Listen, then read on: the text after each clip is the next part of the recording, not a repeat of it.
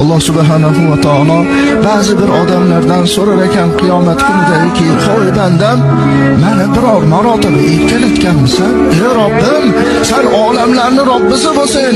Mulukut dunyo va axiro, dunyo va oxiratning egasi bo'lsin. Qanday san erkalatiladi?" Shunda Alloh taolo aytar ekanki, "Meni 99 ta ismi sifatim bor.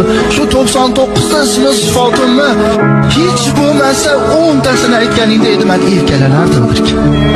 Men erkalanardim. Necha yil umr kechirding? 70 yil, 80 yil umr kechiribman. Shu 70 yil, 80 yil umrning ichida biror marotaba meni 99 ta ismimni aytganmisan? Hech bo'lmasa 10 tasini aytganmisan? 70 yil umr kechiribsan. Agar sen menga hech bo'lmasa 99 ta ismi sifatimdan 10 tasini bo'lsa ham aytib, "Ey Robbim, ber" deganingda, men erkalanib farishtalarga aytardim, "O bandamni qaragin, bir maqsadi bor ekan, mendan bir so'rashligi bor ekanki, ismlarimni aytib turibdi, guvoh bo'linglar, nima so'rasa beraman" deb Alloh taolo turib olar ekan.